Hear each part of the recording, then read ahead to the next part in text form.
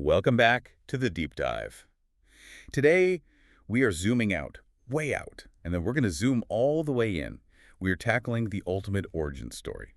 And no, we aren't talking about the Big Bang or, the formation of the continents. Right, we are talking about life itself, that exact moment where non-living stuff, chemicals, rocks, water, somehow became alive. Right. I think most of us have this image in our heads, probably from high school biology, of a warm little pond. You know the one. It's a classic image for sure. A primordial soup. Lightning strikes, the water bubbles, and poof, out crawls a single cell, and millions of years later, here we are. But today, we're looking at a stack of sources that suggest this story isn't just a little bit complicated. It might be chemically impossible. It's a bold claim. We're looking at texts and transcripts from Dr. Jonathan Sarfati. He's a PhD physical chemist, a chess master, and a very vocal critic of the standard narrative on the origin of life. And before we get into the nitty-gritty, we need to draw a line in the sand, right? Because I think people often mix up evolution with origin of life. They do. They hear origin, and they immediately think Darwin. Exactly. And that is the first distinction Dr. Sarfati makes. Darwinian evolution, natural selection, it has a strict prerequisite: reproduction. You have to have a living, self-replicating organism before you can select anything. So Darwin's theory only works after the car is already running. That's a perfect way to put it. It can explain how the car gets faster or changes color, but it can't explain how the engine built itself from a pile of spare parts. And that's what we're talking about today. Chemical evolution. Or abiogenesis, yeah. The theoretical process of getting that engine to build itself and start running using nothing but physics and chemistry in a puddle somewhere. Okay, so our mission today is to look at the barriers, the chemical, the physical, the informational walls that these sources argue make this spontaneous generation just impossible. We're going to find out why water is actually the enemy of life, why a simple cell is a myth, and we're going to face some paradoxes that are honestly a bit mind-bending. It sounds like a detective story where the suspects, the laws of chemistry, have a pretty solid alibi. That's a great way to think about it. Okay, let's unpack this. I want to start with this idea of the simple cell. Because in Darwin's time, they didn't really know what was going on under the hood, did they? Not at all. I mean, in the mid-19th century, researchers like Ernst Haeckel described the cell as a simple lump of albuminous carbon. Basically a blob of jelly. Just a blob of jelly. And if you think a cell is just a blob of jelly, it's not that hard to imagine it forming by chance. Right, leap me in some mud puddle and you get a lucky blob. But the sources highlight that modern molecular biology has completely destroyed that image. The cell is not a blob. It is a masterpiece of miniaturized engineering. It's like a city. The sources bring up a specific example to prove this point. Mycoplasma genitalium. Why this one? Well, this is often cited because it has the smallest known genome of any self-reproducing organism. So if you're looking for simple, this is as simple as it gets in nature. But simple is relative here, isn't it? Oh, very relative. This tiny bacterium still has about 482 genes. That's 580,000 base pairs of DNA. That's hundreds of pages of very specific code. Wow. And here is the kicker. It's a parasite. It relies on other, more complex cells to survive. It steals parts. So it can't even make it on its own. It's cheating. In a way, yes, it borrows resources. Theoretical research that our sources mention suggests the bare minimum for a self-sustaining cell one that can live freely in a puddle without a host is much higher. How much higher? Likely around 387 protein-coding genes plus over 40 RNA genes, all working perfectly together. So the takeaway here is that there's a floor to complexity. You can't just start with a blob and slowly add parts over time. Correct. Dr. Sarfati argues that the simple start just doesn't exist. If you go any simpler than that massive complexity, the thing isn't alive. It's dead. It can't reproduce. And if it can't reproduce? Evolution can't help you. It has nothing to work with until you reach that staggering level of complexity all at once. It's like saying you can't evolve a computer from a calculator if the calculator doesn't even turn on yet. Exactly. And that complexity brings us to what the sources call vicious circles. Love this part, although it makes my head hurt a little. We're talking about the ultimate chicken and egg problems. In biology, this is often called irreducible complexity, but Dr. Sarfati frames it as a logical paradox of hardware.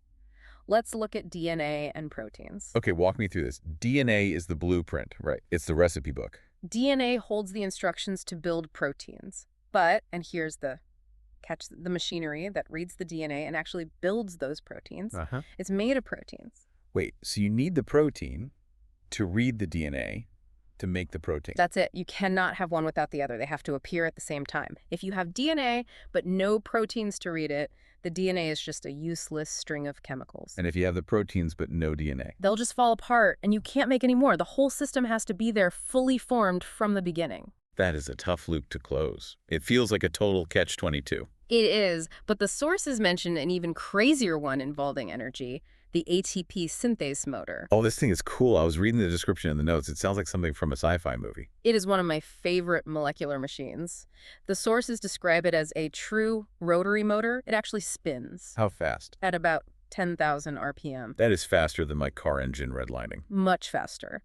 And it operates at nearly 100% efficiency, which is just unheard of in human engineering. Its job is to produce ATP. The energy currency of the cell. Exactly. Nothing in the cell works without ATP. So what's the paradox here? The paradox is that the ATP synthase motor is built based on instructions in the DNA. But the process of reading those instructions and building the motor, well, that requires ATP energy. No. You need the energy to build the machine that makes the energy. It's a three-way circle. You need the DNA instructions, you need the protein machinery to read it, and you need the energy from the ATP motor to run the machinery.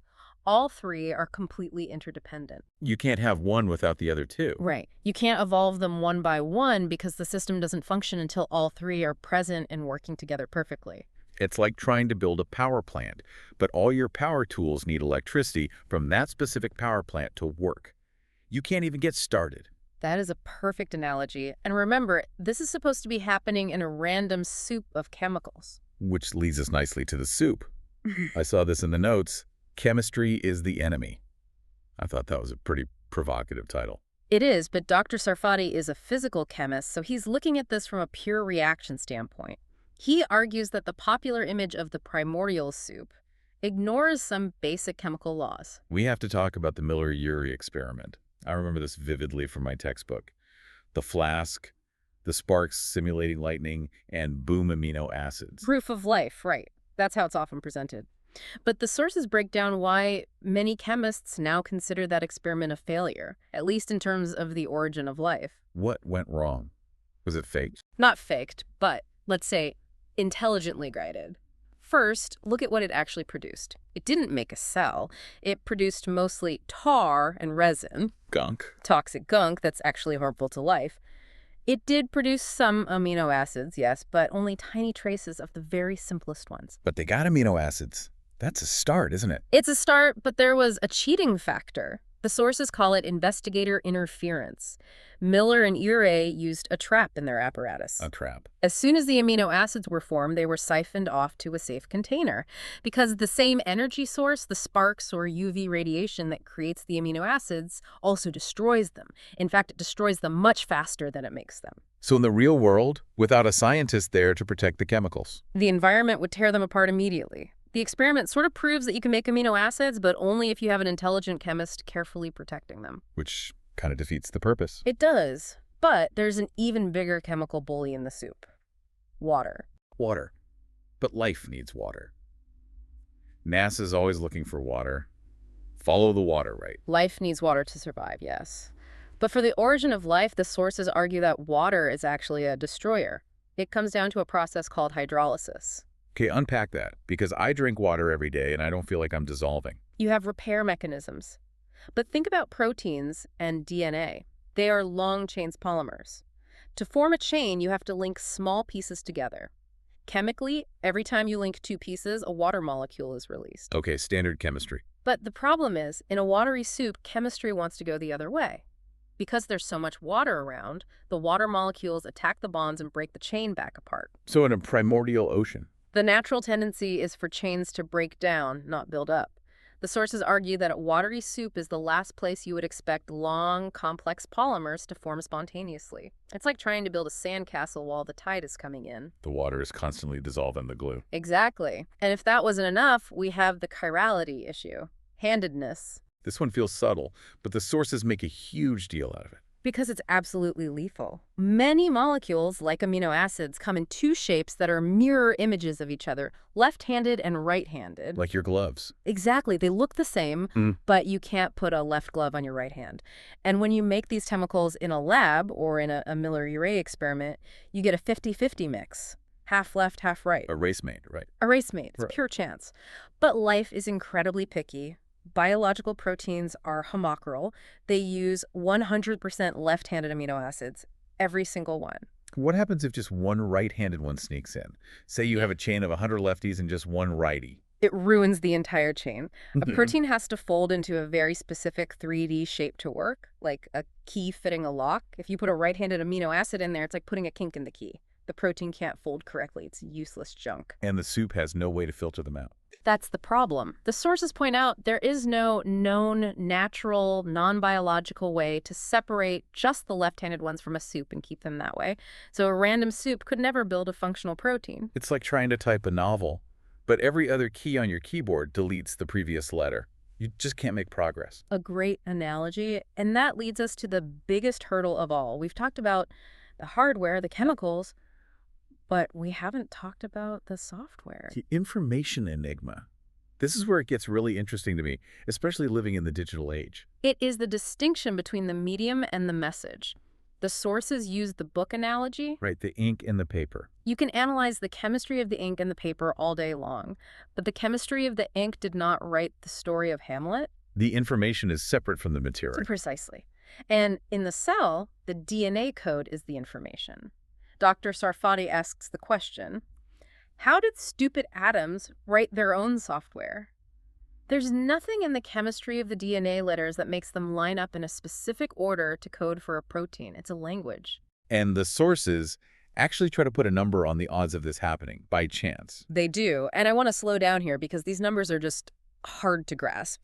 They look at the probability of getting just the necessary enzymes for the simplest possible life by random chance. Just rolling the cosmic dice. Just rolling the dice. The calculation in the source is 10 to the power of negative 5,035. I can't even. What does that mean? That's a decimal point, then over 5,000 zeros, then a 1. That's it. It is a chance so small it's functionally zero. To give you some context, do you know how many atoms are estimated to be in the entire known universe? A lot. About 10 to the power of 80. $10, a 1 with 80 zeros. Okay, so that number is unimaginably tiny. It is. The analogy used is that it's harder than guessing a 5,000-digit PI code on the very first try. But here's the counter-argument I always hear. Time. People say, sure, it's unlikely, but the universe is billions of years old. Given enough time, anything can happen. Yeah. The monkeys typing Shakespeare argument. The time and chance argument. It feels intuitive, right? But the expert source shuts that down with math, too.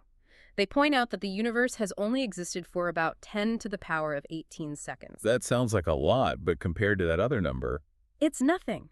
Even if every single atom in the entire universe was an experiment running 1 trillion times a second for the entire age of the universe, you wouldn't even begin to scratch the surface of that probability. You run out of time, atoms, and chances. So if the chemistry is wrong and the math says no way, scientists must have other theories, right? The sources mention the RNA world. This is a very popular theory today. The idea is that maybe RNA came first. Why RNA? Because RNA can do two things. It can carry information, like DNA, and it can also act as a catalyst, like a protein. So the theory is that it solves that chicken and egg problem. It's the chicken and the egg rolled into one molecule. That's the idea. But our sources are highly skeptical. Dr. Sarfati notes that while RNA is versatile, it is chemically even more unstable than DNA. The sugar in it, ribose, is extremely fragile. It decomposes in decades or centuries, not millions of years. So it's replacing a difficult problem with an even more difficult chemical problem. And if you still haven't solved the information problem, where did the code on the RNA come from? You still need the software. What about space? Panspermia. The idea that life was sent here. Panspermia. It sounds like a solution, but the sources argue it's really just a punt. A punt. Like in football. Exactly. You haven't solved the problem, you just kicked it to another field. If life came on a comet, you've just moved the origin problem to Mars or some other planet. You still have to explain how life started there. Right. It just kicks the can down the road. But there is a version of this that gets even wilder. Directed panspermia. Aliens. And this is where the sources highlight a fascinating philosophical twist. Francis Crick, The man who co-discovered the structure of DNA, a Nobel laureate, he recognized these massive chemical problems. He thought the standard model was so unlikely, he suggested directed panspermia. That intelligent aliens seeded life on Earth. Yes. That sounds like science fiction. It does, but notice what he is admitting. He is admitting that the complexity of life, the code, requires intelligence. He sees the design. But because he excludes the possibility of God, he has to substitute it with aliens. Yeah. The sources call this Darwin of the gaps. Exactly. Skeptics often accuse religious people of a God of the gaps argument. We don't know, so God did it. But Dr. Sarfati argues that materialists are doing the same thing. They're looking at evidence that seems to scream design and impossibility, but because they are committed to a materialist worldview, they insist there must be a natural explanation we just haven't found yet. Even if they have to invent invisible aliens or unproven chemical pathways to fill that gap? They assume the cause must be natural, despite the chemical and mathematical evidence pointing the other way.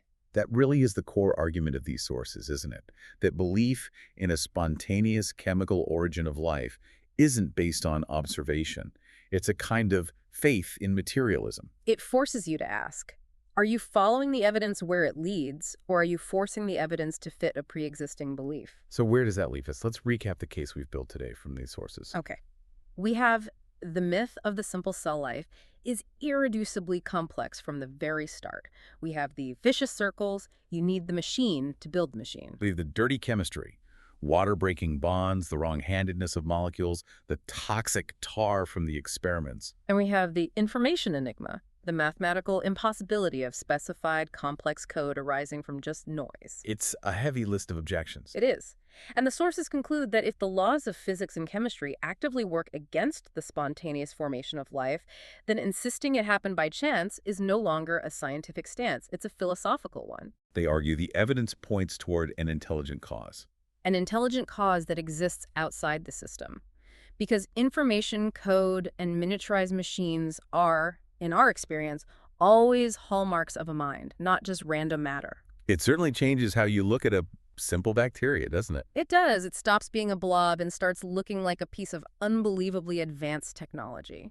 And that is a fascinating place to leave it. We often take our existence for granted, but when you really drill down into the mechanics of it, the fact that we are here at all seems to be the biggest miracle. It really raises the ultimate question. Are we a chemical accident, or are we a product of design? The chemistry seems to be taking a side. I want to thank you for joining us on this deep dive into the molecular origins of existence. It's a lot to chew on. Always a pleasure. Keep asking questions. We'll see you on the next deep dive.